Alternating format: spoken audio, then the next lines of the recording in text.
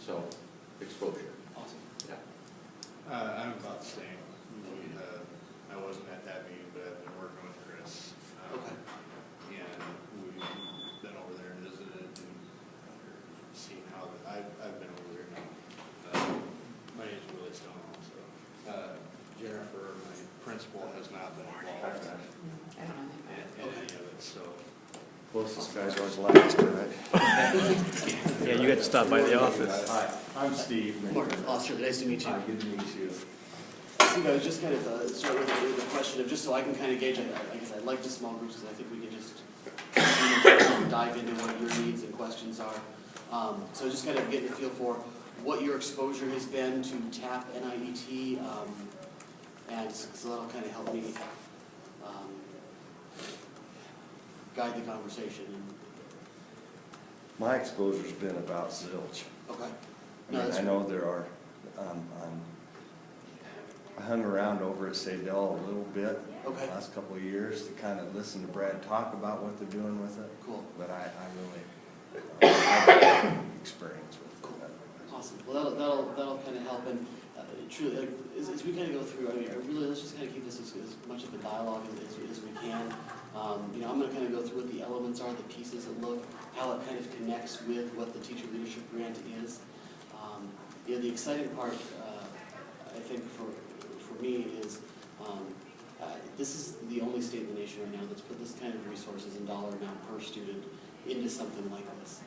There are states looking at little pieces of things, but no one has made that commitment to districts and kids. And in a bipartisan way with that kind of support and, you know, almost 100% of the legislature, both sides of the House approving it, was pretty exciting. The short version of my background and how I came on, I'm actually fairly recently new with NIET, August, but my exposure and connection with them has been over the last several years. The district I was assistant superintendent was an all-TAP district, so my 6 schools were all TAP schools. And prior to that, I was a TAP principal at an elementary school, K6, about 600 kids. Arizona ranks their schools A to F, so you can letter grades. Yeah, real motivating sometimes. They decided to make that easy for parents to understand how schools were doing.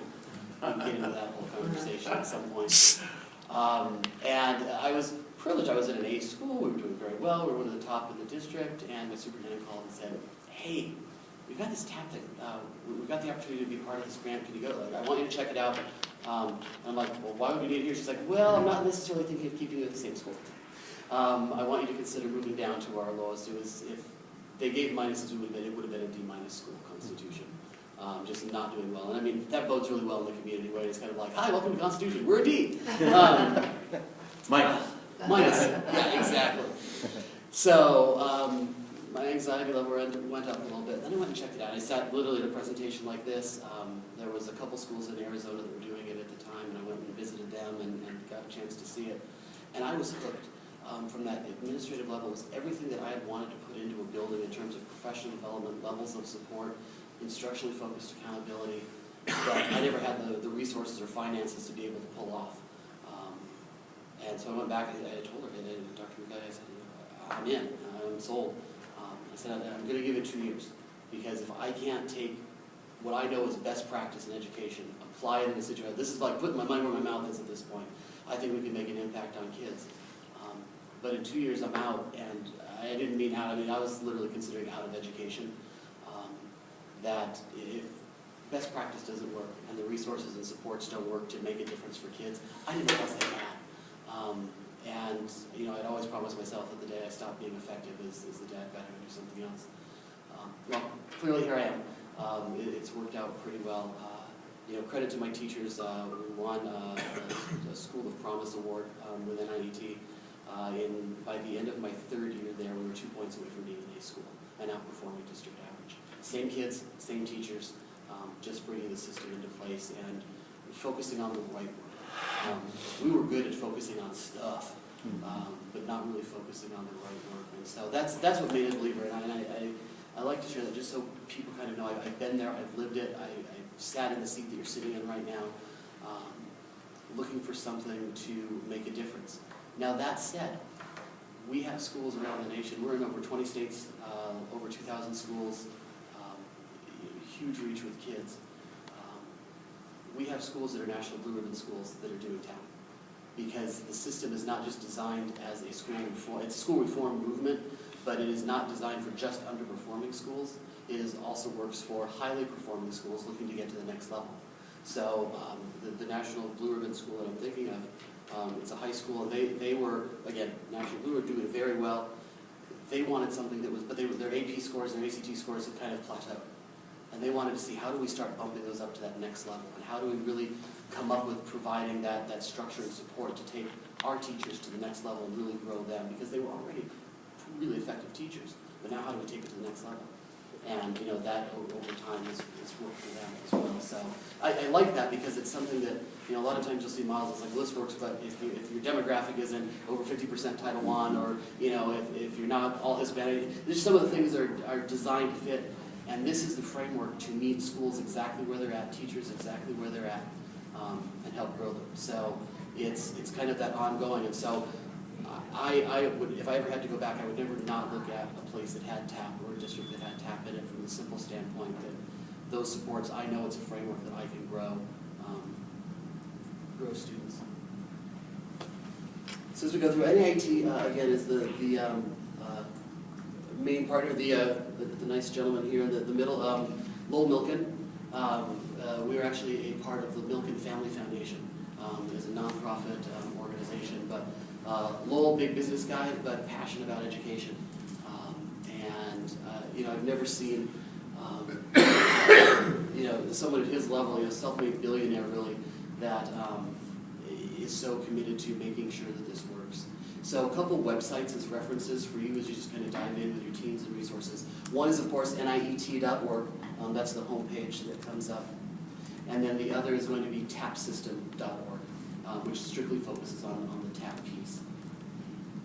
That said, under that NIET umbrella, there's TAP, but then we also have Best Practices Center, which is really that ability for districts to come in and work with NIET on all levels of school reform. So be it evaluation instruments, professional development models, Common Core work, whatever it is. So the Best Practice Center kind of encompasses a little bit of everything that we do. We do some principal evaluation. We work with several universities on teacher induction programs and helping with teacher induction programs.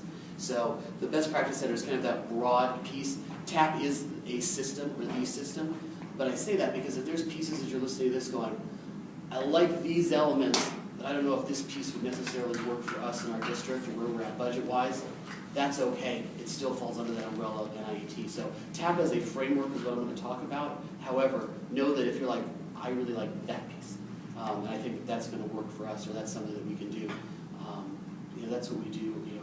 A good bulk of our work falls there as well.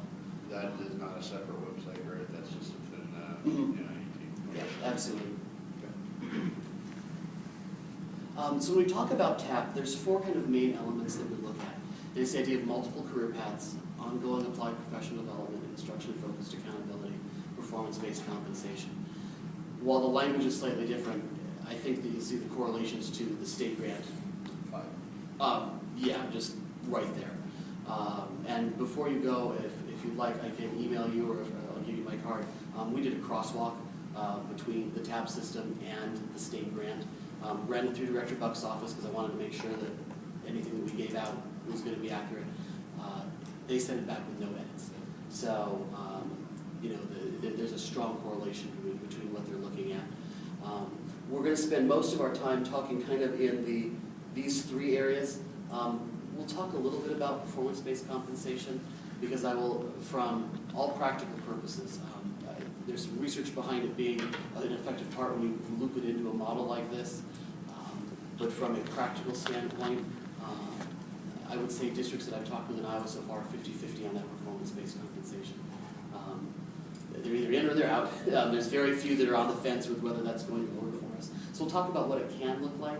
The other piece too is that when you start looking at some of the budgets, I mean, there is a limit of $310 a kid. You've got a finite number. You know what your number is going to be coming in at. That if you see some of the other elements, this would be the first thing that I would also remove out. Not because it's bad, but I wouldn't touch the other pieces. And can save that. And this tends to be where some of the money can get spent. So you're looking at $400 or $500 a teacher, potentially, in terms of some of the performance pays, what some of the districts are looking at. So we'll talk about that as we get in a little bit more. Know that what we do, it's over 10 years worth of research, not only internally but externally. We have, every couple of years we hire a university to go out and do some independent research and really validate the data and validate the research to make sure that we continue to be on some of the cutting edge of what we're doing, and that our research is continuing to stay current. And then we're continually doing that action research throughout that. So we talk about the school improvement planning process.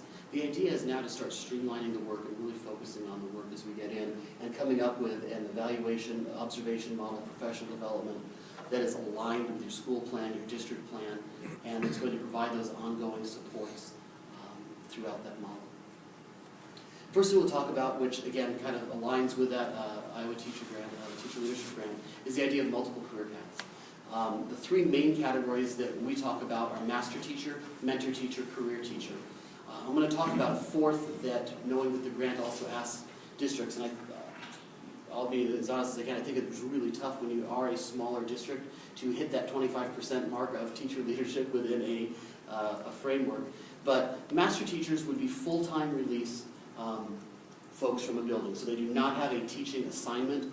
Their whole sole role is as the instructional coach on campus. So if you've seen kind of instructional coaching models before, they do that. We're going to talk about their job description a little bit, but their overall function is really fourfold. They plan cluster. Cluster is what we call our professional development time together, so that's that weekly professional development. They're responsible for doing observations, so going out into classrooms and observing teachers that they're connected with. And it's, again, observation, not evaluation. Only principals are still doing the evaluation piece. They're responsible for follow-up. And this is, again, one of those elements that is unique, but we do the weekly professional development cluster. Within the week before cluster happens again, there is some form of follow-up between a master and mentor teacher with every teacher in the building to see how that's going. And that piece is so huge because we know, a study that I just read a couple months ago, I think it was in Learning Forward, was saying that most professional development, there's only about a 10 to 20% transfer back to the classroom. When you go to national conferences or things like that, very small transfer. In TAP, because it's small, meaningful learning chunks that happen every week and there's consistent follow-up, 80 to 90% transfer into the classroom. And you're seeing it immediately. Even if you get a chance to visit St. Al, in 6 weeks in, they were noticing shifts in the classroom and major shifts that had not been there before.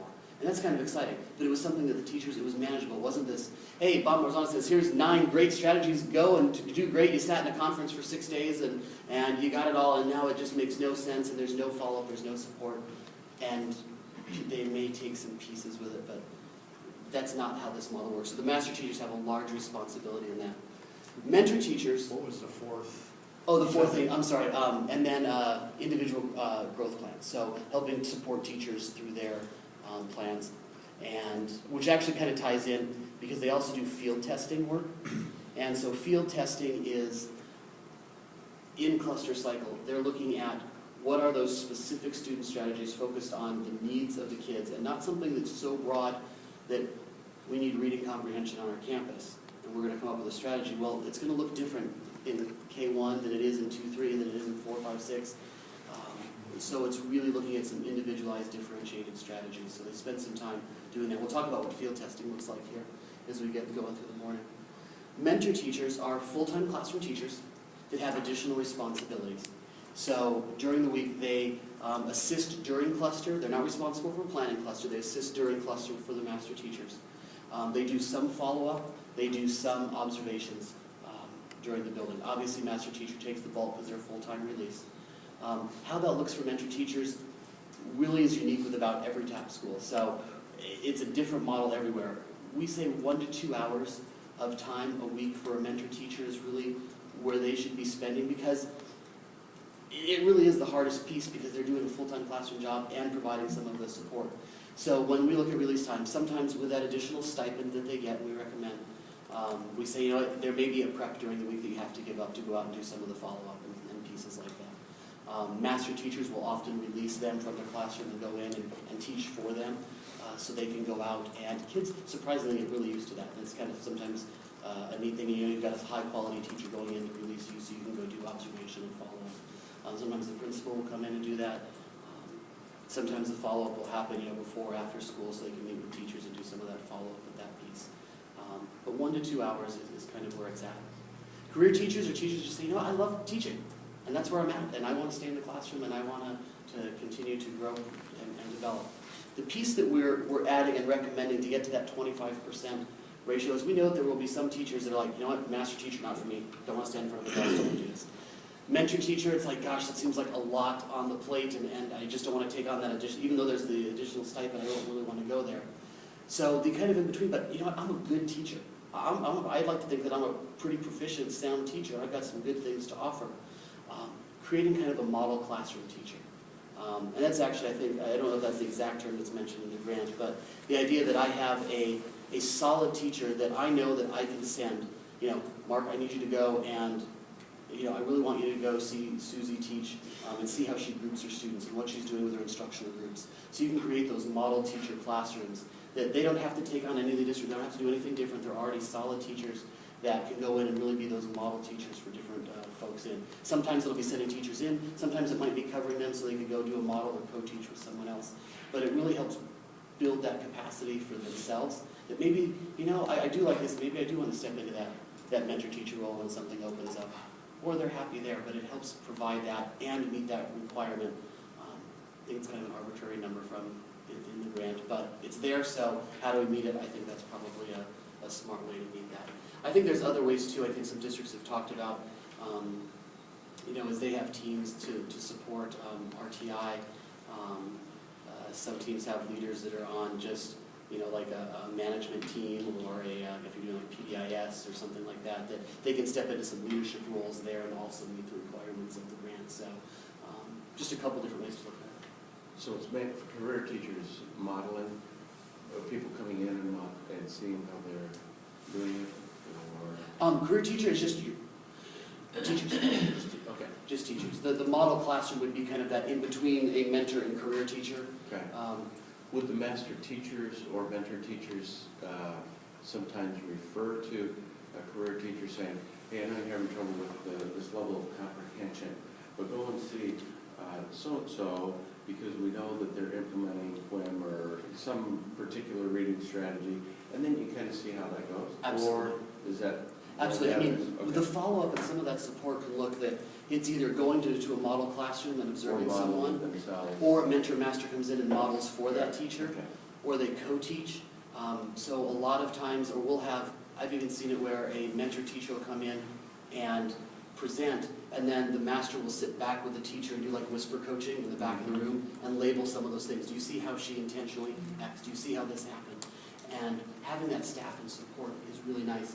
One of the things that we talk about with this as well, that'll come up here in a second, when we look at ratios, really now if you visit Central Decatur or Sedell, their ratios are going to look a little different because they're under a TIF 4 grant.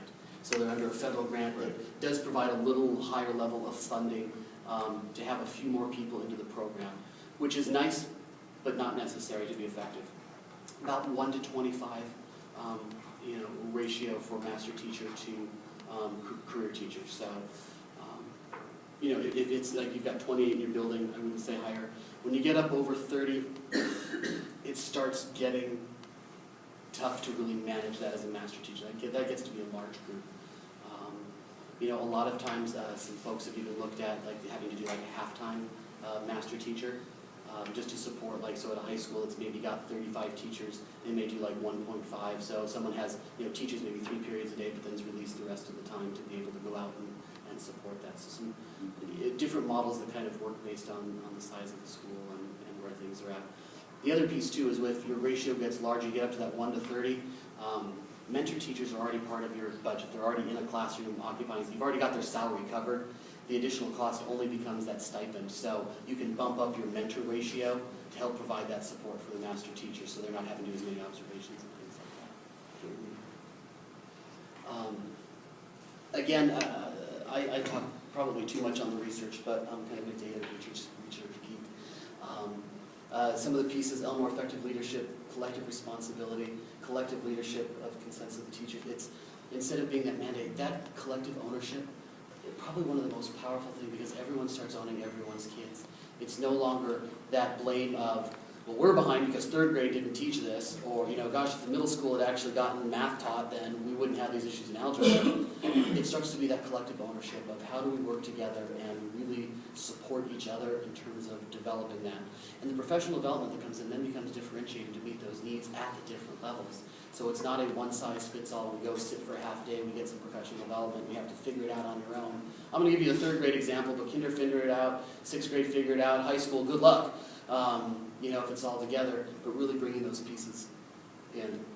We talked a little bit about those job responsibilities, implementing cluster, that weekly professional development, supporting teachers' growth plans, replace evaluation with observation, individualized teacher support, leadership team participation. And then this process is also very 360, so part of it is a responsibility survey. So career teachers actually provide feedback back to mentor and master teachers to make sure that they're on target with the work that they're doing. Because the last thing that we ever want to do throughout the year is find that we've spent an entire year delivering professional development that isn't meaningful and constructive for teachers. If you do get a chance, or you wanted to, Chris and Tracy, the two superintendents of Central Decatur and St. L, have been more than open and gracious to have folks come in. Sometimes it's really powerful to just go and be able to watch what a cluster looks like, or sitting on a leadership team and have that dialogue. I know it was for me when I went in to kind of see what that interaction is. But the piece that I think, I had a chance to talk with Benita Gonzalez yesterday. I was in Central Decatur, she was there with the team, you know, looking at the school, and she's just like, I can't believe the level of professional dialogue that's happening in this 60-minute cluster time. I mean, she was blown away. I mean, she was just, it was exciting to see, because, again, they're only 12, 13 weeks into this. You know, they are brand new just doing this. But she's like, I don't know if I've ever seen that level. And she goes, this happens weekly? Yeah, this happens weekly. And so it was just an exciting piece, and I love hearing that feedback when people see it kind of for the first time. TAP principal, sometimes there's that concern. It's like, okay, what am I giving up as a principal? And I like to say stress. Because honestly, I was used to doing it all. I had to plan all the professional development. I had to, you know, deal with the discipline, do the parents. I didn't have an assistant principal or counselor. You know, not my sob story, just reality of what most principals deal with. And then, oh, by the way, do meaningful professional development and try and follow up and try and support teachers. And it didn't happen. Just reality. Once I was able to get this team and my leadership team in place, which was my master teachers, my mentor teachers, and myself, I could now take that balcony view. Sir Giovanni refers to it kind of as a balcony view of leadership. And now I can see the bigger picture. I had to spend so much time in the weeds that I could never get out to actually see the big picture. So I never gave up my responsibilities as instructional leader of the building, but now I had a team to choreograph and direct and go out and actually do that support and follow-up to ensure that teachers every week got some form of follow-up in terms of what they did. And that piece was great because the follow-up was also differentiated. It could be simply a conference of how are you doing some of these pieces and just kind of a you know, a little one-legged conversation. It could be something more formal. Can you come in and watch a little bit of this lesson to see if I'm really getting your idea of questioning right or academic feedback? Could you sit and plan with me and help me do some planning because I really want to make sure that I'm thinking the same way that we want to think. Or it could be modeling, co-teaching, covering my class so I can go see somebody else. All of those pieces. Follow-up looks different based on the needs of each individual teacher. So it's sometimes you can get prescriptive because there's just a need that like I have to see this or we have to look at. When you're talking about lesson design and planning, you're probably looking at lesson plans. I mean, there's probably some prescriptive. I'm not going to come in and watch you teaching when we're looking at lesson plans, but it allows for that dialogue and that support to happen. Shared leadership team, again, those pieces. I love the fact that in smaller districts, I wish I had it when I was principal.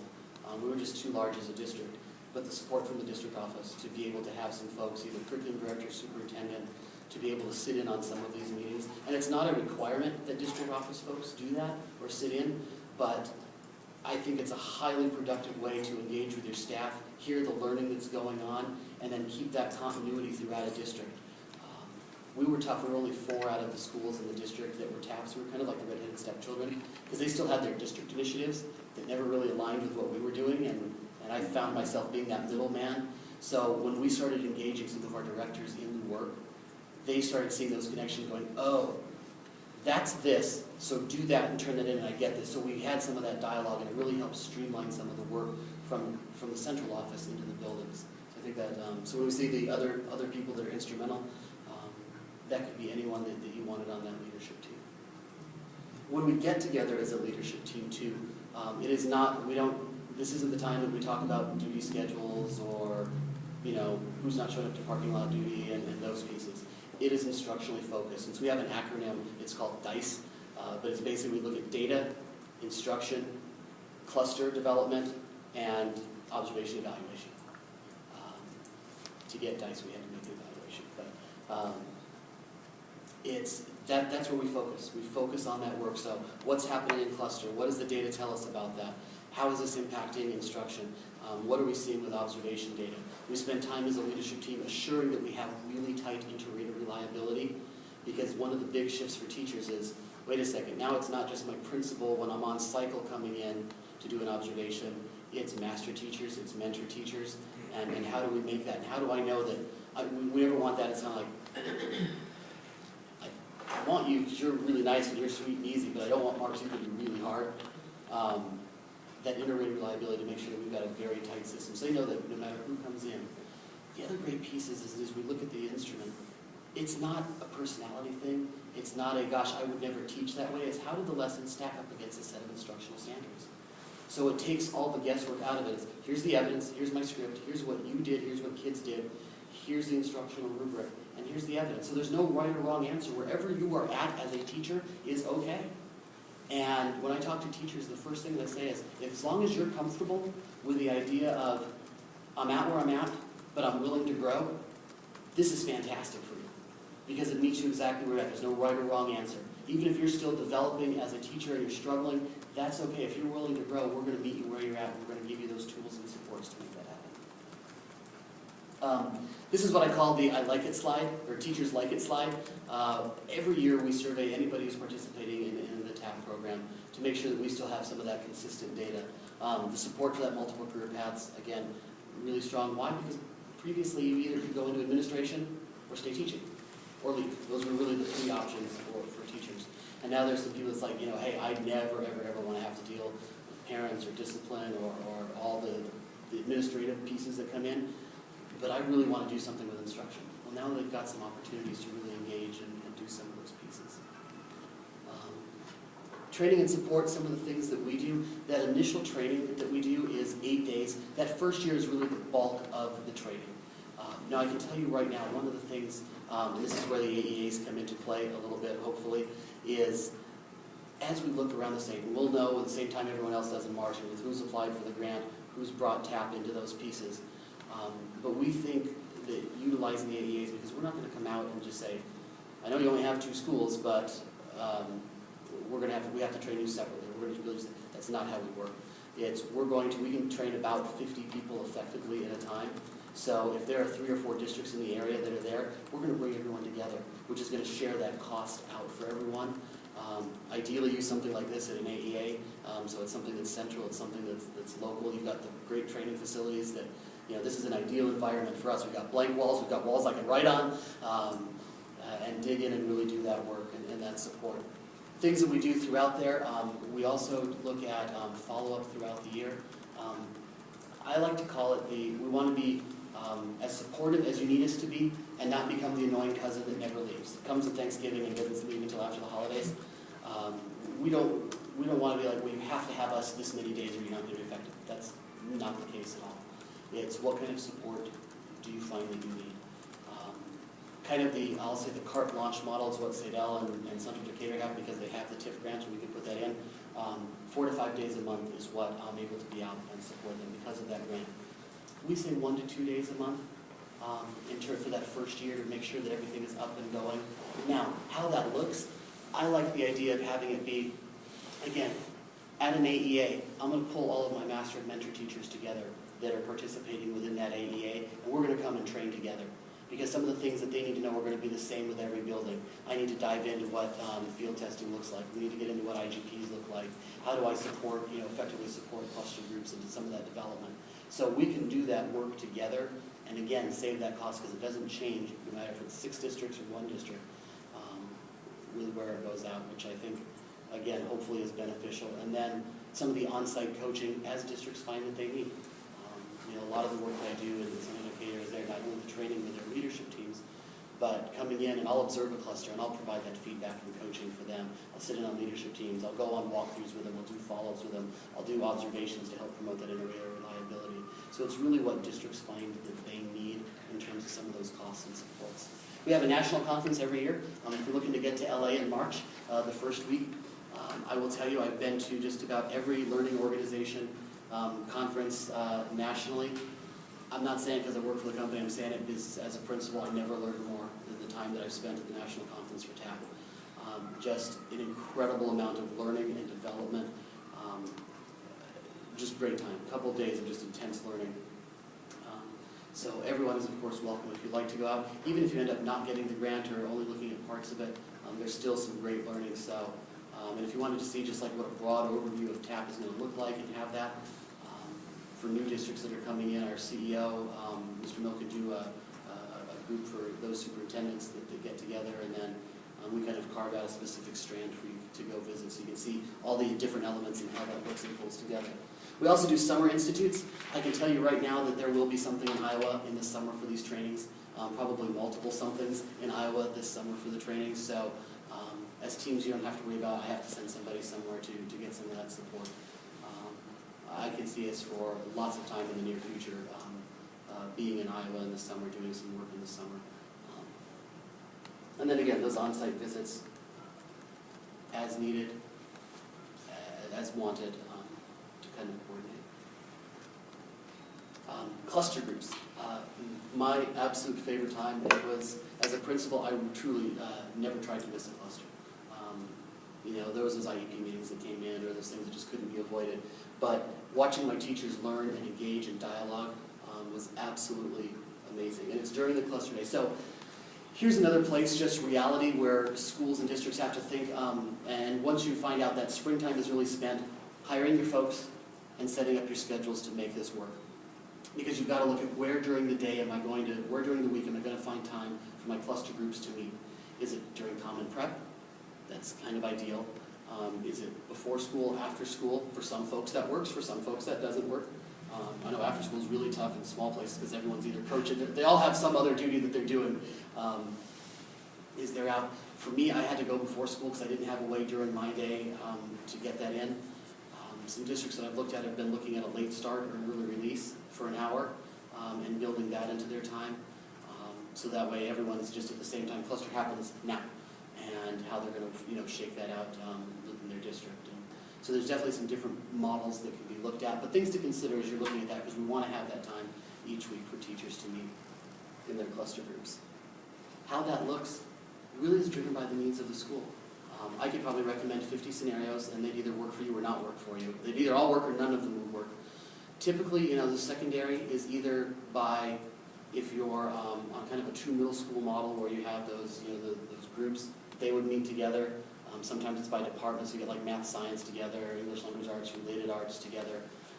Same for the high school. It's, you can do it by departments. You can do it by if the 9th grade team works really well together and they're all sharing those kids and they see them having the 9th grade team together makes sense. The 10th grade team, the 11th grade team, the seniors.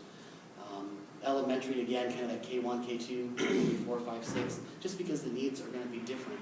And so how I present the information to you, if I present the same thing in 6th grade to kindergarten, one of the two groups is going to be mad at me or not feel like there's value. So really making sure that those groups get tailored to what they have. So a master teacher may lead, if there's 22 teachers in an elementary building, that master teacher may lead 3 clusters during the week.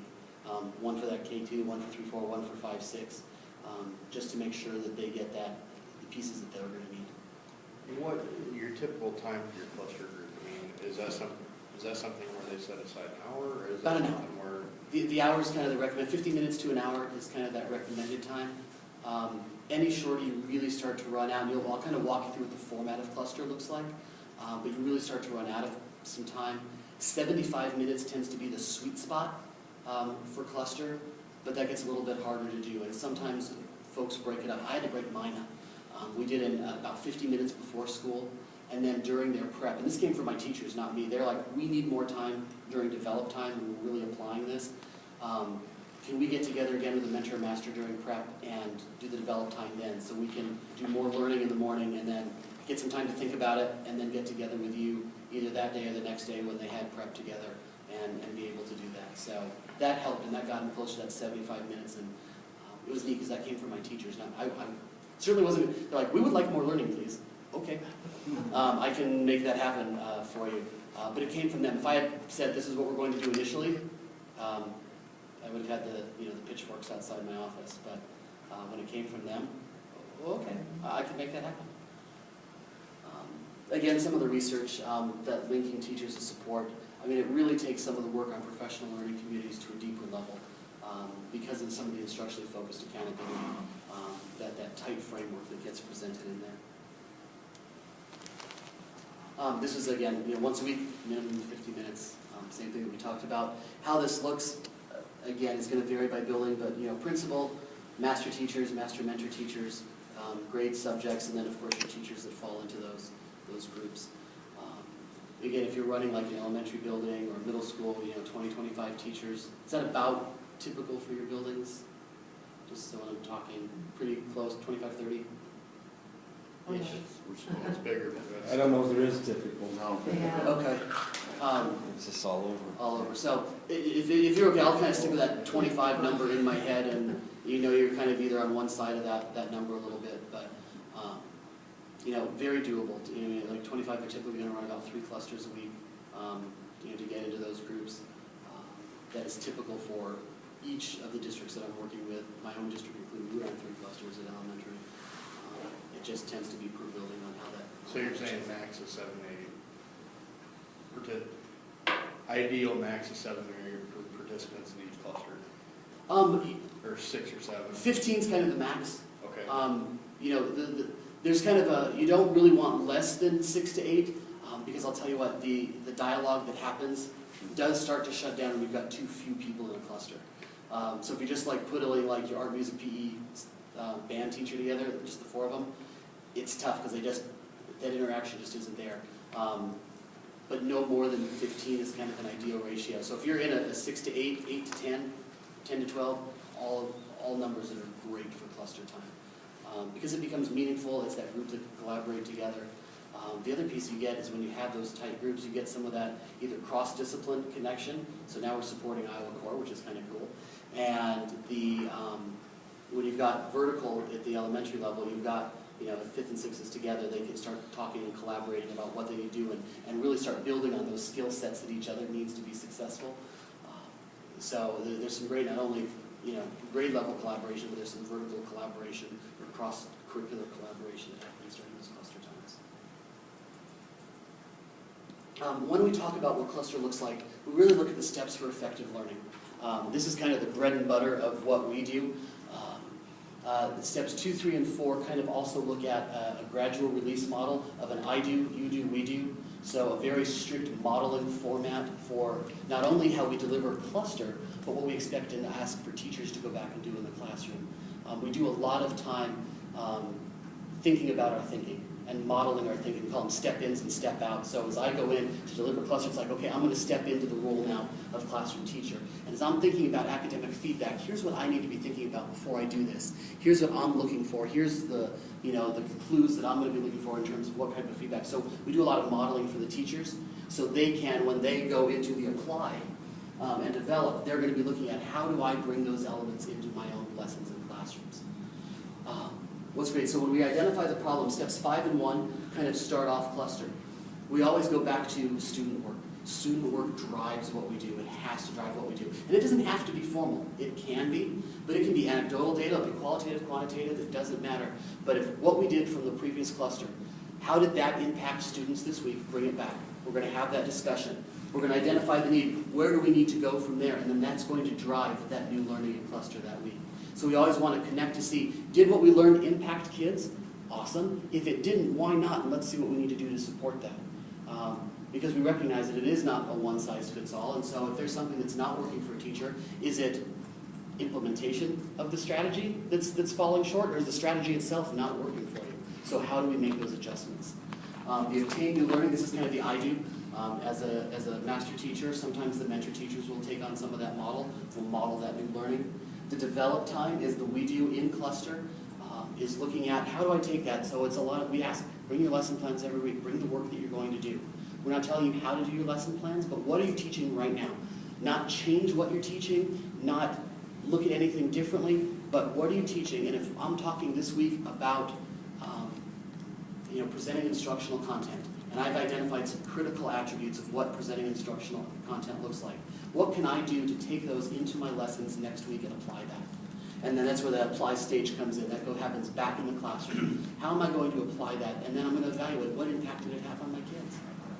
And so the cool piece with that is that it's very small, meaningful chunks. Where PD has typically fallen down is that we have something so large that it either takes weeks to implement a complete redo of our system. And this is, again, meeting teachers right where they're at. What can I do to bring this into my lessons and make some of those opportunities and try that out?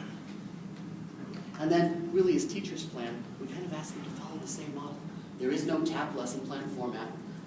I can share with you a dozen that I've seen over the time that teachers have just found effective to help them as they plan this way. There's no effective, that's a building site level decision, leadership team decision as to how that looks. But when a teacher follows these same steps for effective learning, when they're evaluating their data, how effective was it? Then that's going to help me guide my next math lesson where I go. I'm going to model, I'm going to help coach them and make sure that the kids are applying that, and then they're going to go out and apply that on their own learning. When they do that same step, we find very effective instruction, and that's why we model that same step in cluster. What happens in cluster is always a model of best practice for the classroom. My teacher like it slide, they like getting together. I will tell you, teachers don't complain about having to come because it's meaningful. They hated my staff meetings because it was very managerial in nature and things that were just kind of, the compliance type pieces. They didn't miss. I mean, we probably averaged a 97, 98% attendance rate. Nationally, it's probably about a 95% attendance rate. People just don't miss cluster. One, we hold them accountable for it, but two, they know that there's good learning that's happening. And when it's meaningful like that, it's something that's manageable, really helps. Just lessons learned, teachers own it. They work together, that professional development, the consistent follow-up, small groups to ensure more relevant content, that model, the how and the why. And, the other piece is that strategy is thoroughly vetted before presenting professional development. Year one looks a little bit different. We take the first semester-ish and just train on the instructional rubric. Why we want everyone understanding what those 19 indicators look like in the classroom. Past that, we move into what master teachers, we call field testing. And so that's if, I'm going to give a broad strategy. We know that at the high school level, reading comprehension is our struggle. So now as a cluster group, I'm going to look at how in language arts and social studies, or what's a strategy that's going to be cross-content that everyone can support reading with. And so I may look at using a directed reading and thinking activity, a DRTA strategy, and then I'm going to go out and I'm going to model that strategy. I'm going to field test that as a master teacher. So wherever you're at in your lesson right now, I'm going to come into your classroom and I'll take over for, teach a section for the next 2 weeks. You stay in the room, you're in there learning and engaging as well.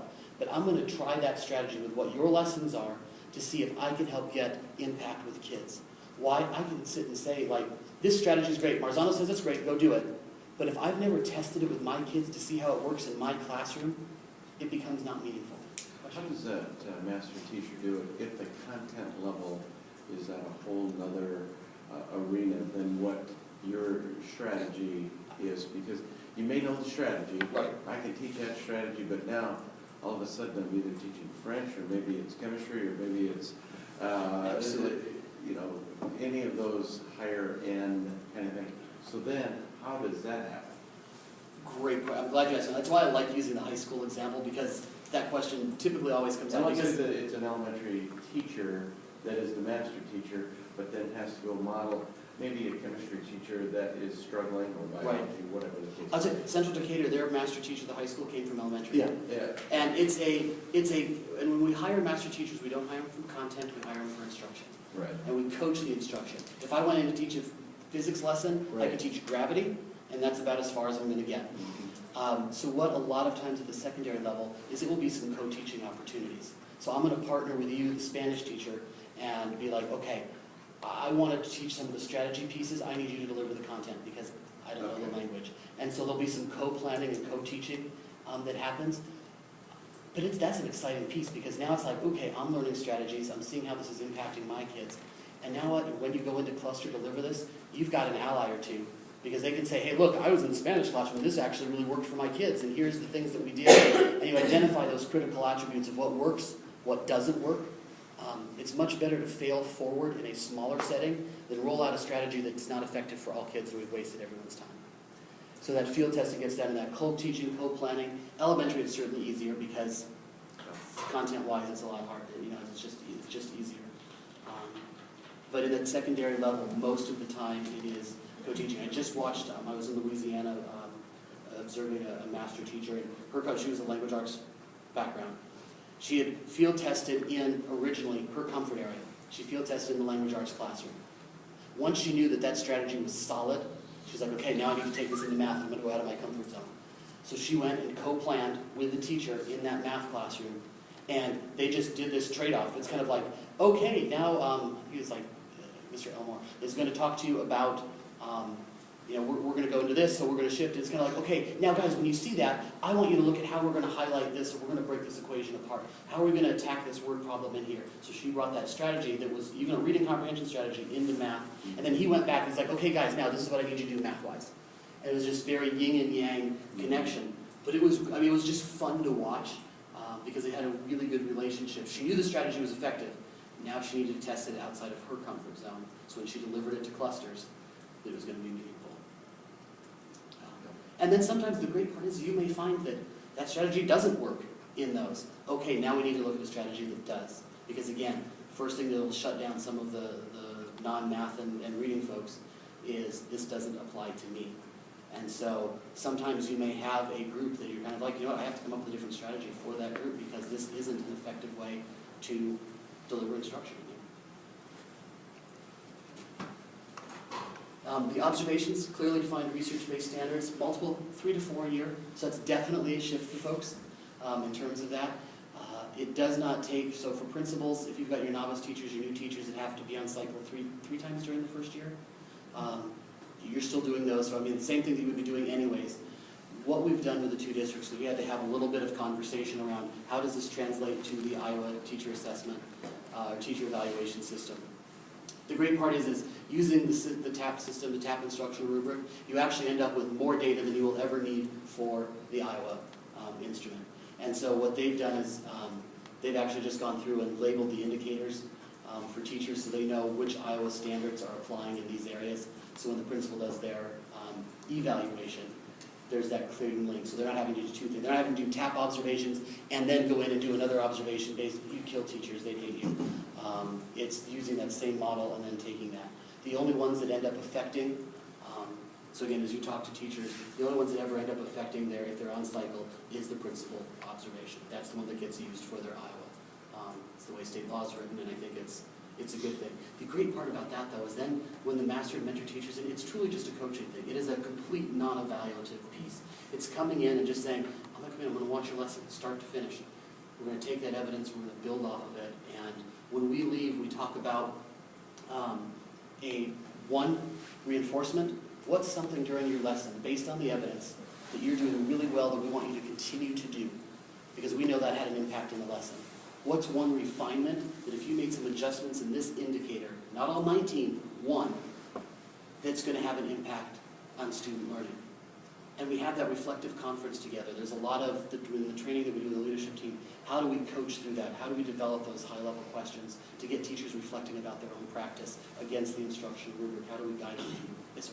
Those observations, you said 3 or 4 a year, those are done by master teacher, or those are done specifically by the principal? Principal, master, mentor. Okay. So all three share that. So it's not the principal having to do 4 for every teacher. That's what I was wondering. And do they try to go in all 3 together so they have a comparison to do those observations, or do they go in separately? That's a great question. What we recommend typically the first year while the instructional cycle is going on, that the first one at least is paired up for some of the inter-rater reliability. because I want to go as I go in. So we may pair up and go in and Right. do a lesson together Right. and compare notes. One of us will take the lead on actually doing the post-conference with the teacher, Right. but it allows some of that setup. We also recommend kind of a split, half announced, half unannounced. The announced come with a pre-conference, which I think especially for mentor teachers and master teachers who maybe haven't had that administrative background, really gives kind of a clue ahead of time as to what that could look like. So we can sit down and have a conversation about what am I expecting to see? What do you want me to look for? What are some things that, you think it's like, gosh, you know what? I really don't think I've been doing academic feedback. Like, I don't think that I'm consistent enough with how I'm giving feedback or to everybody. Can you watch for that during this lesson? So we get some look-fors. We can maybe look at lesson plans ahead of time going, you know what? I don't really see an evaluate piece. How are you going to measure that your students learned something in this? So you can do some coaching ahead of time, which is great. The unannounced is you walk in, you see what you get, but everyone gets that post-conference. You still rate all 19 indicators, so they still get a score on that 1 to 5 scale. But they don't, we don't talk about it, because that would overwhelm something. If I gave you 19 things to improve on, you do none. Right. And what we found across the board is typically what those refinements are start to become reinforcements, because teachers had something and now they're actually improving. And so it's fun because you end up having these conversations. I would go in as a principal and I go, wow, I just saw this amazing lesson. And their level of grouping, their grouping in the classroom is fantastic. Like, are we talking about the same teacher? I said, yeah, absolutely. That was their reinforcement last time, but because it was something that they had a conversation about, they walked away with some skills, they actually focused on it, and now they brought that into their classroom and it becomes a strength for them. So that piece, again, continues to, I love the post-conference. I think it's just a powerful piece to have, just a great reflective conversation. Again, some of the other, the research behind it, which is of course out there. And again, how could I ever help a teacher grow if I only went into their classroom once a year, once every 3 years, and had a conversation about their instruction? Now it's those multiple things. Now what's great is we have the code system, which is our database, that all of those observation scores get entered into by teacher. So at the superintendent level, the principal level, I can look by building, by every indicator to see where my strengths and weaknesses are. I can look by grade level to see what indicators are strong, what indicators I still need to work on. So when I'm meeting as my leadership team, I can use that data to make sure that, hey, I know we're going to be talking about this reading comprehension strategy, but I really need to emphasize how academic feedback and presenting instructional content are linked, because those tend to be the weakest area for this cluster group. So I need to really emphasize and make those connections for folks. So some great data that now, instead of just, there's an observation, I know what I did with it, my file. I gave them to the teacher and I filed them. We signed them and we moved on. Now I've got data that I can actually use that to drive my professional development and continue to be differentiated in what I'm doing for my teachers. But the 19 indicators that you're talking about, how does that crosswalk work with the 8 standards, 42, 43 criteria? Really, really well, and that's what they ended up doing in Sadell and Central Decatur, is they just, on that final one, they went through and they indicated, so when they did the post-conference, they crosswalked which indicators would fall into those 19, which of the 8 would fall into the 19. Okay. So some of them doubled up and were in different multiple places. Right. And then, so when they had to turn in the state form, because that's the compliance piece, Right. they just transferred that over and into that. So Okay. they're trying to, again, eliminate some work for them. The other piece at school with the instructional rubric, and I'll gladly share with you, is the crosswalk between Iowa Core and Common Core. We started our work, of course, with Common Core, but Iowa Core still is pretty well aligned with that. How those 19 instructional indicators support core alignment. And so what's great is when we start looking at the TAP system, it becomes the how for all the what's that we have to do. So when we look at RTI TAP, becomes the how do we deliver that to teachers? When we look at Common Core, when we're talking about thinking and problem solving and presenting instructional content, providing high-level questioning, that's all bringing in those elements of what Common Core is asking us to be able to do, but now we've got a common framework and vocabulary. I still may teach, and I have to teach, like what a close reading strategy is, what the mathematical shifts are, and some of those practices we're looking at. But now I've got a structured system in place to deliver that and link it back to what my instruction already looks like, and what I know as a teacher my instruction looks like. So when we talk about this, here's the areas on the indicators that when you do this, you're going to meet that core standard, or those elements of what core is supposed to look like. The research base, we talked there. I just want to show you the TAP rubric is broken into 4 domains: designing and planning, instruction itself, the learning environment, and responsibilities. You can see the bulk of the work is in the instructional category. And that's really where the meat is. Learning environment, nothing unexpected there. You know, managing student behavior, expectations, environment, culture. Designing and planning instruction, it's what are your plans, what kind of student work are you generating, what assessments are you using, formal, informal, you know, exit ticket out the door, whatever that is to measure some student progress. The responsibilities, this is actually a survey that's formally completed at the end of the year, informally during the year, so you got some progress checks, but it's not only career teachers providing input to the master and mentor teachers on how well cluster is going and what kind of support they're getting, and then master and mentor teachers, principals providing that back for teachers as well. Some of it is a little bit managerial, so it's like, you know, school responsibilities. Am I showing up to cluster? Am I doing the things that I need to do? This is the small, these categories are weighted, bulk of it's in instruction. This is the lowest weighted category. You know, staff development, are we attending, are we participating? Do we, you know, are we reflecting? Do we keep our IGP, our individual growth plans up to date? Are we doing those pieces? An example of the rubric, my only moving graphic in the whole thing. This is just standards and objectives, and we rate on that 5-point scale. A major shift in thinking for teachers is the fact that before it was either I'm proficient or I'm not proficient. We train and teach to right in the middle. 3 is rock solid teaching, proficient teaching is at a 3 level. It is teachers who are moving students a year's growth in a year's time for their kids that they've had all year. And so the shift is, wait a second, I'm used to being at the top end and I want to be a 5. But this is the rock star end, where we're looking at when we've got teachers that are consistently scoring 4s and 5s across the board, they're moving students in their classroom 1.5 to 2 years worth of growth.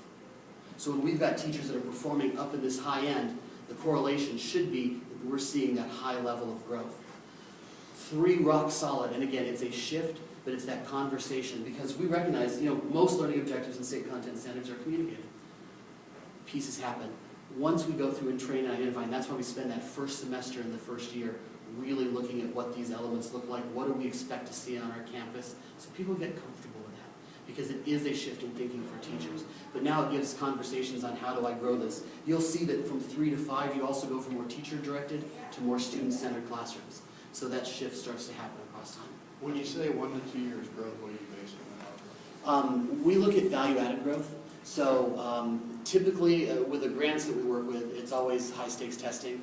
A lot of times it can be based on map data. So if people are using NWE map data or something similar, they look at that pre and post and what that growth is. And it's growth expected against a typical peer. It is not an artificial benchmark of how many kids are above 80%. Right. It's if I'm looking at a general ed 4th grade student compared to all other general ed 4th grade students in this sample group that are taking the Iowa assessment, what would I expect a year's growth to be, and did they outperform that or did they underperform that? So with we're on map testing, so with your map testing, you would take the expected year's growth, and if Expected they're year's above growth. that, If they're above that, then that'd be value added 4, value added 5. If they're below that, it's value added 2, and it's standard deviations away from the mean. Okay.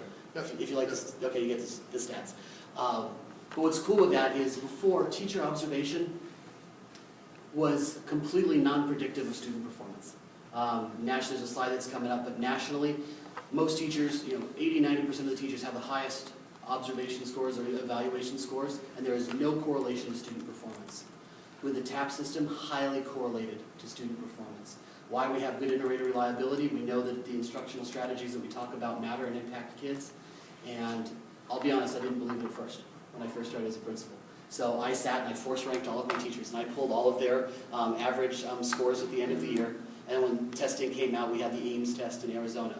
When that testing came out, I took all of their value-added scores at almost across the board. It was spot on. My highest performing teacher had the highest growth for her kids. She was a value-added 5. I mean, I loved Donna Newport. She was raw, awesome. And no surprises that some of my teachers that were scoring, averaging in the 2s, were struggling to get a year's growth out of their kids. And their value-added score was very comparable to that. Sometimes you get some fluctuations in there, but 80% correlate. I mean, it's a high correlation between that. So as we go through, we train, and then we look at what these descriptors are for each of these categories. We define those for a campus. We work through that.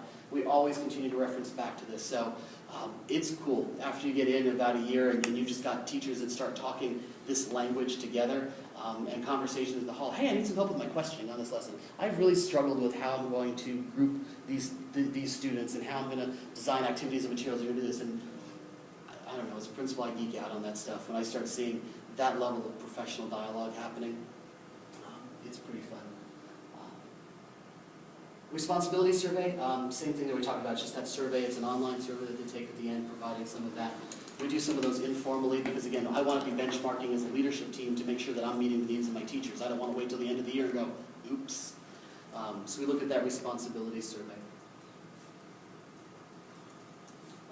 We talked about what the post-conference is, the introduction. There's the reinforcement, the refinement, ratings and evidence. When we look at inter-rater reliability, we look within 1 point. So if I scored you a 3 and you scored yourself a 2, that's inter-rater reliability, within 1 point on that rubric. If you scored a 4 and I scored a 3, it's still valid. This is also a 360 process, so teachers self-evaluate, self-reflect, and give themselves a score on the 19 indicators. Something new, and it actually counts as their overall average. It's a small percentage, 10% of the weight. So it's not anything that's going to completely overly influence, like I'm just going to give myself all 5s so I can sway what my average is. It doesn't move it significantly enough to have any impact, to have that significant of an impact. It is going to change over time what that's going to look like. But you know what, we don't change any of them. Most teachers are tough on themselves. They really are. I mean, I will say out of the gate, you'll have teachers that will typically score themselves harder than you will score them as you go and do the observations. Because they tend to be tough on themselves, they tend to be very reflective. Will you have teachers that will give themselves all 5s? Absolutely. You'll finish the lesson, they'll just fill it out for you and hand it right back to you. Go, I'm all 5s. But you know what, and I always look at it as, I breathe deeply for a second, that's where they believe that they're at. So that is the reality of what I have to work with. So now as I'm having my post-conference, I have to structure my post-conference around, here's the evidence that I saw and why I think it's only a 3. What evidence did you have? What are you reflecting on that makes you think that it's the 5? And by the second or third observation, we have those teachers who are giving themselves all 5s. When you have that conferencing, they start to shift down. They really do. One of my worst personal example, 3 years of all 5s. But finally kind of came in and really made some adjustments to their instruction and saw that. And then not only, even though they were still thinking about it, they started inching themselves up from 2s into 3s. And their scores, their self-reflection started inching back down a little bit because they started to see what that looked like. But it's okay. It's where they think they're at. And I just look at it as it's a data point. Perception is reality. Their perception of their teaching is there. Okay, I have to bring them in line with reality. And that's my job as the observer. So I never looked at it as a bad thing. We just had to have that conversation around it and meet them where they're at. This is that chart that I was showing about those ratings. And then the goal is over time we see that teacher scores, when you have consistent or stable campuses, you do start to see that shift toward the higher end. And again, you start to see those student results move toward the higher end as well, which is what we want to see. But this is that from the book, the New Teacher Projects, the widget effect that they talked about. Fun read if you ever get a chance to look at it. Teachers like the instructional rubric. This is my teacher like it slide. But again, it's no one fought the rubric. And even for my veteran teachers coming in, more times than not. And again, there's going to be that 10%. It's always going to be out there and kind of push and kick back a little bit. That's reality. This is not the silver bullet that's going to fix everyone.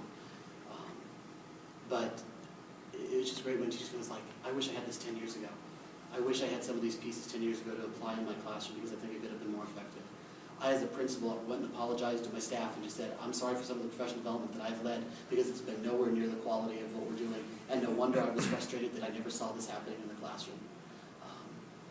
When I can see stuff that happens in the cluster a week or 2 later actually being applied and used in the classroom, that's just, that to me, that's what I geek out on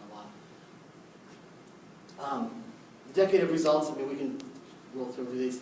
Obviously, I wouldn't share anything. It's like, it's effective. When it's applied correctly, TAP's effective, and we get results. And that's been replicated, like I said, 20 states, over 2,000 schools.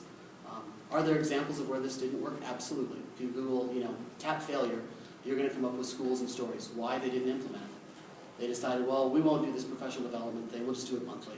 because that's what we're doing, or we'll make it broad, or we won't do those pieces, or we won't do as many observations, or we won't give feedback, or we'll just skip the post-conferences. Guess what? Yeah, you don't get results, amazingly enough. So then it wouldn't really be TAP.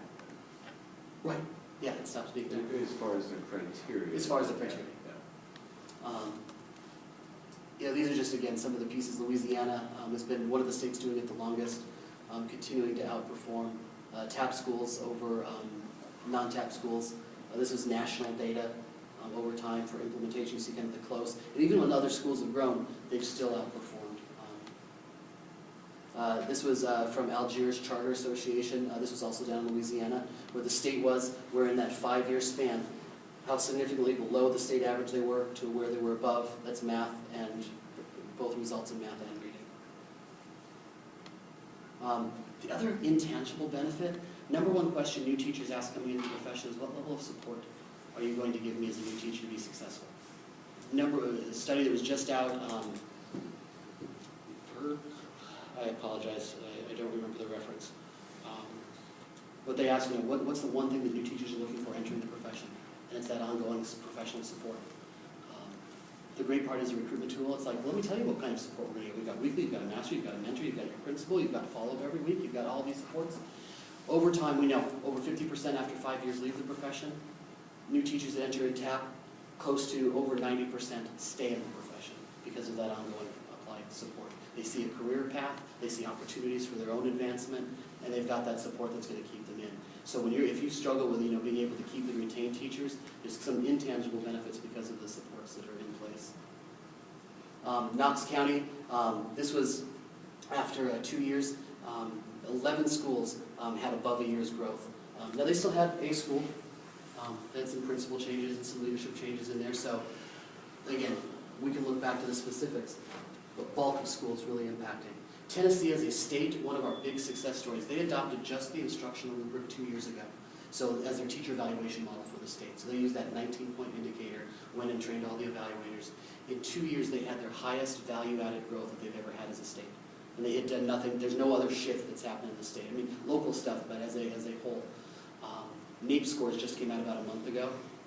Now Tennessee is never on the top with NAEP, but they had the highest growth in NAEP in that 2-year gap, same time that they implemented this rubric. So some really impressive results. Texas has seen some of those same pieces, South Carolina, Louisiana, Indiana. Those are some of our bigger states that we're in multiple places. Arizona. Teacher collegiality, this is another great one. If culture is sometimes an issue, this helps boost culture. Why? Because everyone's working together. Everyone's talking the same talk. It's no longer this isolation, I'm going to go into my classroom and just do my thing. We're kind of forced to do some collaborating and working and getting to know other people. And that ability to build that teacher collegiality has just been huge. The alignment to Iowa Core. And if you would like this PowerPoint at the end, I'll give you my business card. Just let me know and I'll send it off to you so you can look through some of the slides. And I'll put the email, or I'll put the website addresses on there, the tapsystem.org. It's got a bazillion resources that are in there for you to look at. We can just say it as other fun stuff. We've got support tools. We've got our portal. It's an online database. We have hundreds of hours of video of model lessons. So if I want to see what good academic feedback looks like, I can go in and pull academic feedback for 5th grade and see what an example of that's going to look like and how the national raters did it and what the evidence was to support that. There's training modules that are on there. There's research that's on there. Really things that all of our national conference work, the presentations get put up there, so they're available to folks on the portal. Some really great resources that are out there. And then Code System, of course, is looking at the having all of your clusters in there so you can monitor that. Leadership team logs go in there, your cluster records go in there, so it's really an online database of everything that you've done as a campus. Teacher IGPs go online, the observation scores go online. If you're a tech geek, there's the TAP app. So if you like to do notes and scripting and things online, you can just go into the TAP app and then you categorize your evidence in the app. The new version that's coming out this summer, you'll hit a button, it'll actually automatically upload to code. So that piece is done for you, which is pretty nice. Again, the portal, it will look different. We're coming out with Portal 2.0. July is our target date, so it's ready for the next school year. But just more videos, more improvements, not that it's not user-friendly, but I think a little more intuitive when we get in there. This is just an example of the report. So as I look for that inter-rater reliability, These are my indicators. These are my 3 mentor teachers. And I'm looking, do I have tight inter-rater reliability across the board? I'm thinking, okay, we're good, we're good, we're good. I'm going to look here and go, okay, why is mentor B scoring questioning so much higher than everybody else? But it allows me to have a dialogue and conversation. And so maybe as a principal, I'm going to go in, or I'm just going to script a lesson with them. How are you looking at just questioning? So we can look and see how they're looking at some evidence and how the rest of the team is looking at it. But you name it, you can just aggregate the reports just about any way you want to. Tap out like we saw.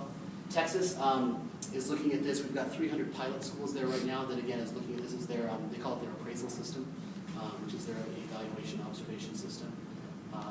And we are a finalist for the state observation system in Texas. So kind of an exciting time because they're kind of big. And to come into Texas, that's not something Texas created, is like one of those huge compliments because Texas does Texas things. You know Texas. Tennessee, same thing. We talked about Tennessee. Some of that student growth, that continued growth over time. During these years, how does this all shake out? If you decide this is where you want to go, you get to March, you write for it, you're accepted. A couple of things we come in. We are available, we'll provide guidance in terms of what some recommended job descriptions would be for master and mentor teachers, some hiring and selection criteria, because that hiring of the master teachers is the most important thing we're going to do. It's scary to take one of your best teachers out of the classroom, but I will tell you the ripple effect that ends up happening on a campus is huge. And you'll get it if you're a Star Wars geek. When one Sith falls, another Sith rises. Someone takes that leadership void.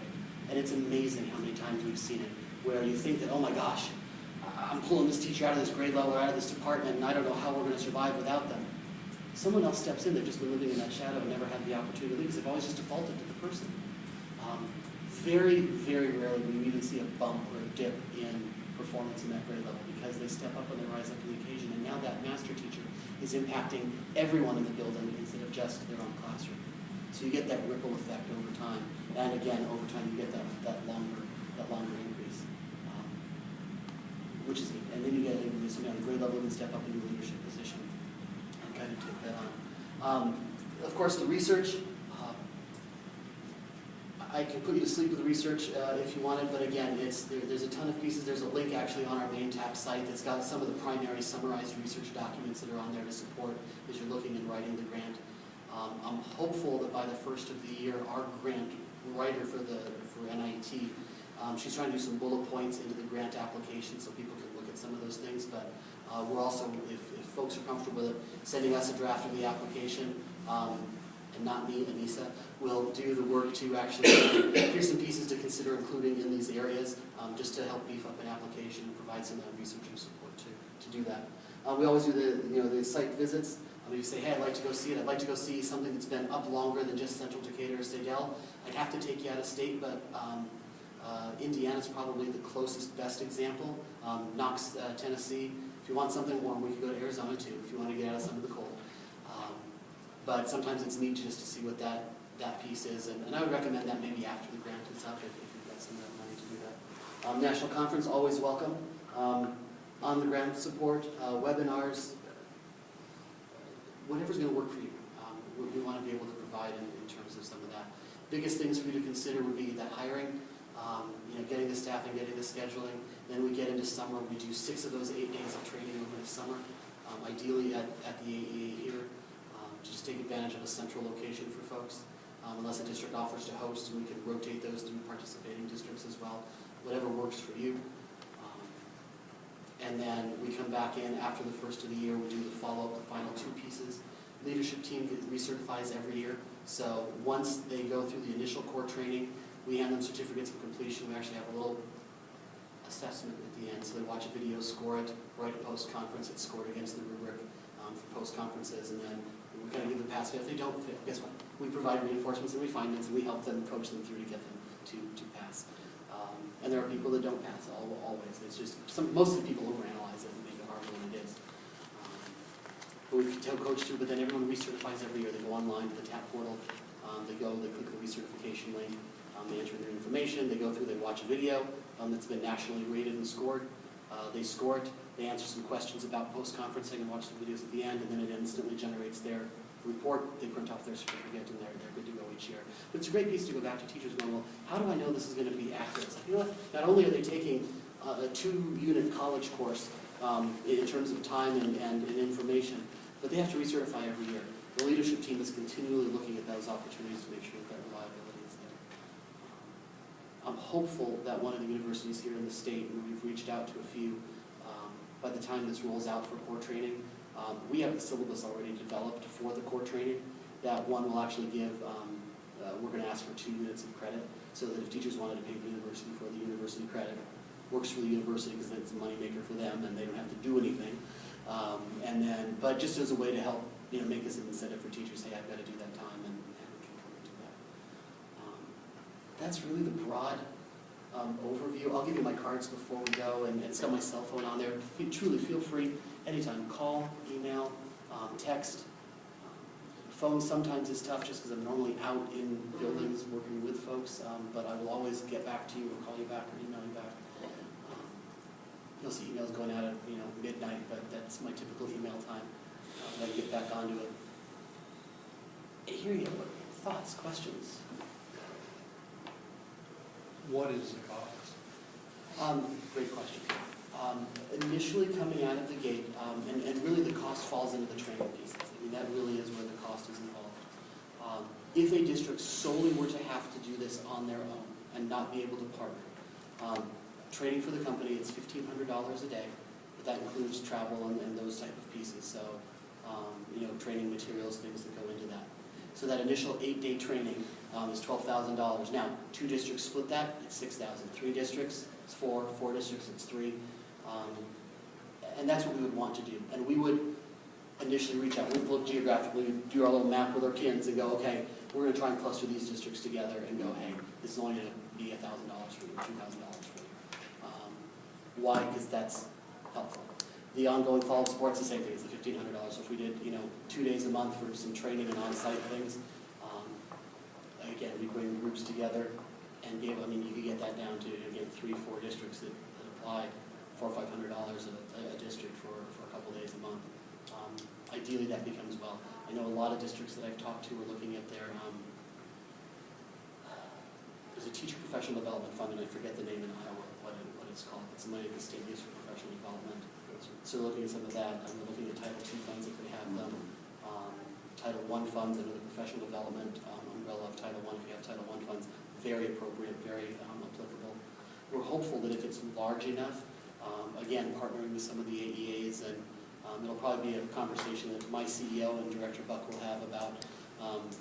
I think an ideal vision would be that the state gives some funding to the AEAs to be able to support some form of like an executive master teacher role, director type role at each of the AEAs to support ongoing in the building. So we would provide that same training then to then go out and then coach and support when we're not here to be able to keep that conversation going.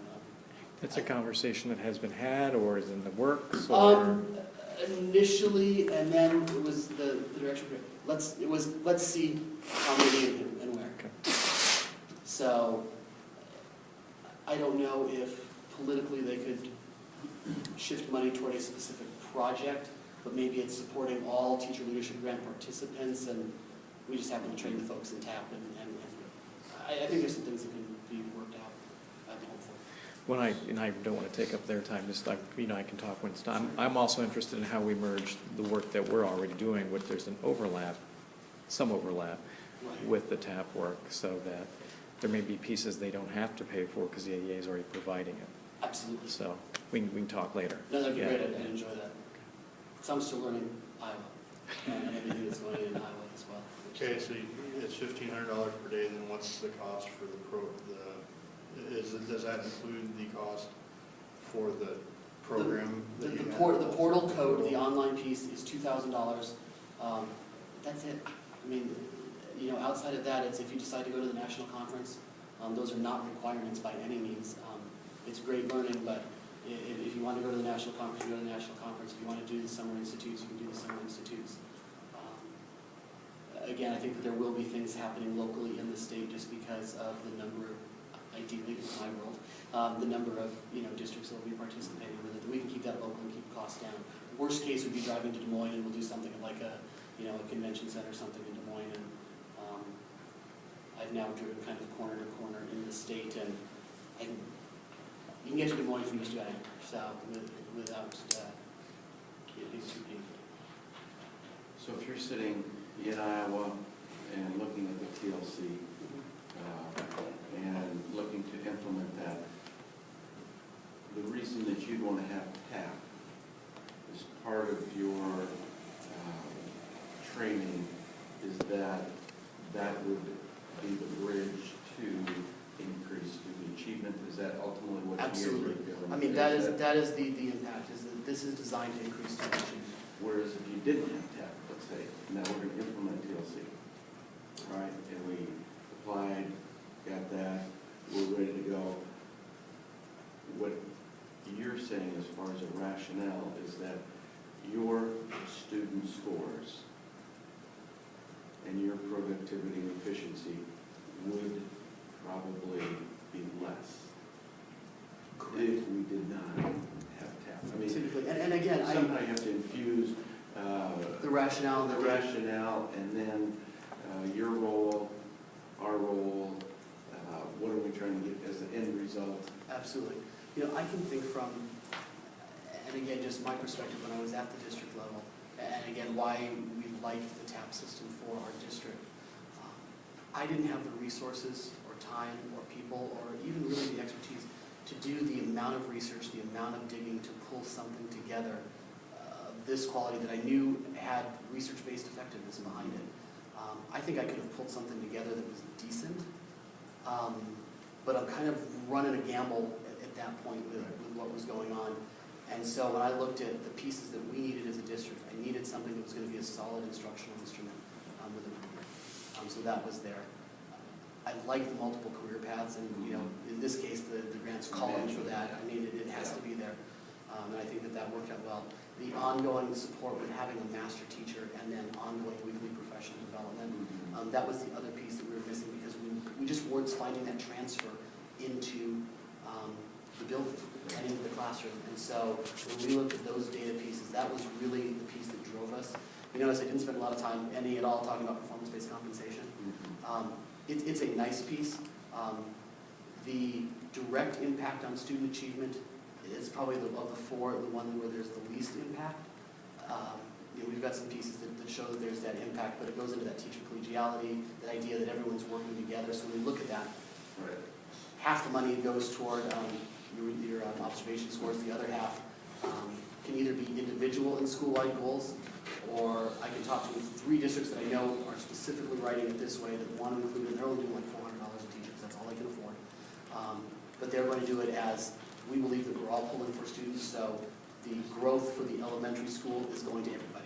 So half of that, it's an all for one, one for all mentality. I like that a lot. We won't record that for my boss, but I do like that model a lot. Sadell and Central Decatur are stuck. Federal grant under TIF said it had to be a 30-20 model. I like the other model because I think, especially initially, looking at this when it's new and it's something that's potentially scary. Yeah. Just like you said earlier, the collegiality and the synergy would increase if we're all absolutely benefiting as opposed to competing with your partner next door. And I know competition is important, but at the same time, how can we create that more dynamic, synergistic? If I share my strategies that are working with you, then overall as a school, we've raised up, and then collectively, that impacts everybody. Yeah.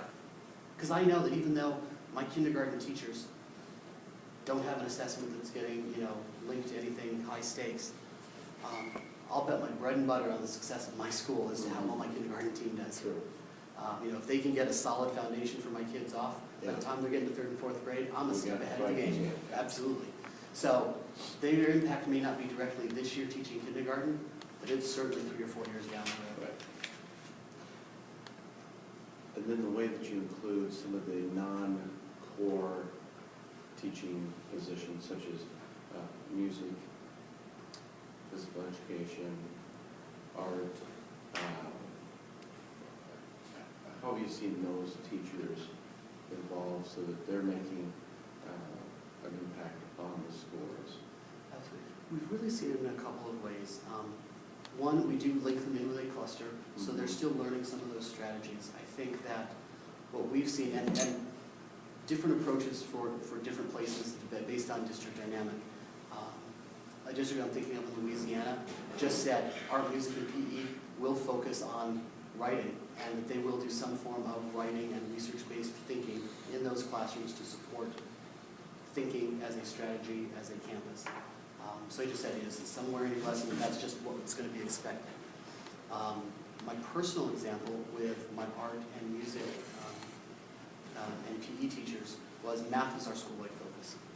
And they asked what grades, what grade needs the biggest impact? Like what's struggling the most? The year was 4th grade. So what if we targeted and worked into our art, our music, our PE, some form of math standard? And it may not be, you know, high level, we may not be doing fractions, but if I can make some of those direct connections in my lessons to math, we then link them to that 4th grade math score.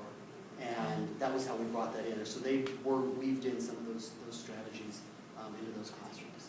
So I think there's some different ways that you can look at that to involve them. We did, and the successful schools involved them a lot in the process.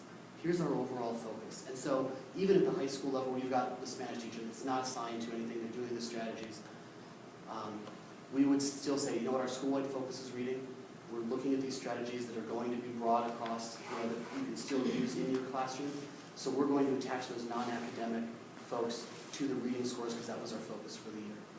Math still gets tied to math, language arts still gets tied to language arts scores, but then those non-academic, non-tested academics, our focus was reading. We've given you strategies to improve that. You can do that in social studies, you can do that in French, you can do that in those classes. So that was how we kind of tried to link that up. And across the board, folks were okay with that. That wasn't a hard piece to swallow. If you want to get froggy and start writing student learning objectives for all your non-academics and develop pre and post assessments to give and look at that, it's doable, it's possible. It's a couple of years worth of work to do. I mean, it's a big, daunting task. Good work, but hard work. Other questions? You know, as your teams you know, plan and look at some of these pieces, a couple of questions have come up. We're more than welcome. We kind of have tried to do some of these local things. Kind of, here's some information about it. Hey, I think I want more people to see this. Again, the site visits are great. If you've got a larger team that you'd like myself or someone from NIH to come out and talk and share locally, absolutely, anytime. We're more than willing and happy to do that. If we get in and two things happen, you just say, you know what, I really like the instructional rubric, but for our district, we've got a couple other things in place we think are going to be strong, but we want to use that. Great, we can do that. We can come out and train on the instructional rubric and do those pieces and provide that support. And, it's going to be what works for you. We think the impact, you know, looking at the whole system as a whole, that ongoing provider, that structure with the multiple career paths, that instructional rubric, and affordability. We tell districts, and we're planning an entire tax system, $300 to $350 a year to do all 4 elements of TAP is really what's required. And you guys are, I mean, really to some extent, if you don't have to adjust base salary, I know for some districts that's hitting pretty heavy and hard. If you don't have to adjust base salary, it's a doable number to bring in, worst case, all of the elements but the performance-based compensation. And there have been districts similar sizes, you know, I want to say the two that I'm thinking of are 1,000 and like 1,300. We're able to figure out $400 a teacher for a performance-based piece. So we'll do that. And then even there's districts, I was talking with Dan March over in North Polk, and they're going to apply. They're hopeful. They're like, if they don't get it, can we still come in and use some of our professional development monies to train? Like, we may still put into place some of the systems out of our own resources. It may just be mentor teachers to start and do some stipends, and then can we just train them on the instructional rubric year 1? We're going to reapply year 2 and then do the rest of the training? Absolutely. So if there was something like, you know what, I don't want to miss, I want to get rolling with something, we do that as well. And again, we will still try and combine, so if there's some trainings that need to happen, hey, we need you here for the first 3 days, not all 6 days or not all 8 days. We need you here for the first 3 days. Come on over and combine here at the AEA. We'll do those pieces. So I want to make it as fun, but I'll tell you, this is exciting stuff. I love it. It's the only thing that would have ever got me out of the building. I had my dream job. Small little district, 6 school. Well, okay, in Phoenix it was a small district of 6 schools and 5,000 kids. But it was really a dream job, and then this came along, and from my heart, it's something I truly believe in, because I've seen nationally the impact at all levels, at all walks of life. And this was really about, I mean, we get in that 8 days of training. It's pretty intense. I mean, it rocks and breaks. People leave with their heads hurt. But it's the right hurt. It's a good hurt. Your brain got to work out, and you're able to get in. So, do you guys have questions around? Call me, get in touch, and